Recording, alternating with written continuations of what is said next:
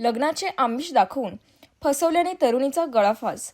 श्रीरामपुरात संगीत शिक्षकासह 5 जणांवर गुन्हा दाखल। पहिल्या पत्नीला घटस्फोट दिल्यानंतर तुझ्याशी लग्न करील असे आमिष दाखवून तरुणीच्या असह्यतेचा गैरफायदा घेतल्याने मानसिक त्रासाला कंटाळून तरुणीने आत्महत्या केल्याच्या आरोपावरून श्रीरामपुरातील संगीत शिक्षक अवधूत कुलकर्णी यांच्यासह 5 जणांवर गुन्हा दाखल करण्यात आला आहे।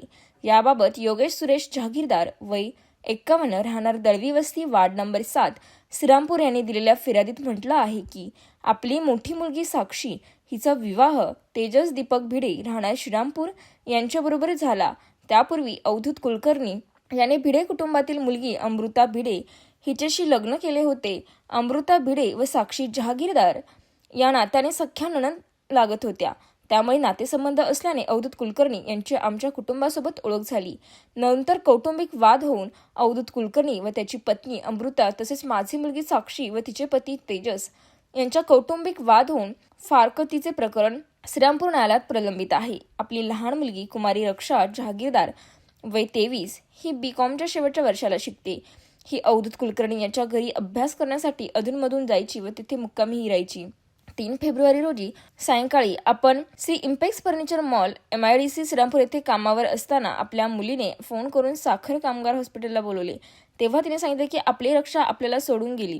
तिने असे सांगितले की आपण गावात आलेलो असताना अवधूत कुलकर्णीचा फोन आला, त्याने त्याच्या घरी बोलावले। तेव्हा कळले की आपली बहीण रक्षा हिने अवधूत कुलकर्णी याच्या घरातील पंख्याला गळफास घेतला। कुलकर्णी यांनी तिला खाली उतरून साखर कामगार रुग्णालयात दाखल केले। त्यानंतर रक्षा हिने गळफास घेतलेल्या ठिकाणी एक चिठ्ठी आढळून आली। त्यावर तिने म्हटले आहे की आरती भिडे, तेजस भिडे, दीपक भिडे, अमृता अवधूत कुलकर्णी व इतर नातेवाईक अशांच्या त्रासाला कंटाळून आत्महत्या केल्याचे नमूद केलेले आहे। त्यावेळी पोलिसात अकस्मात मृत्यूची नोंद करण्यात आली होती। मात्र कुमारी रक्षा जहागीरदार ही कोर्टाच्या केस संदर्भात बहिणीबरोबर कोर्टात जायची, तसेच दोन्ही कुटुंबातील वाद मिटवण्यासाठी घरात बैठका व्हायच्या। त्यावेळी आरोपी ही आपल्या मुलींचा संशय व्यक्त करून अवधूत कुलकर्णीशी संबंध जोडत त्यांची बदनामी करायचे। त्यामुळे आपली लहान मुलगी मानसिक तणावात राहायची। अवधूत कुलकर्णी दाखवलेले लग्नाचे आमिष आणि इतर आरोपींनी तिला वेळोवेळी दिलेला मानसिक त्रास यामुळेच प्रवृत्त होऊन तिने आत्महत्या केल्याचे फिर्यादीत म्हटले आहे। योगेश जहागीरदार यांच्या फिर्यादीवरून दीपक दत्तात्रय भिडे, आरती दीपक भिडे, अमय उर्फ तेजस दीपक भिडे, अमृता अवधूत कुलकर्णी,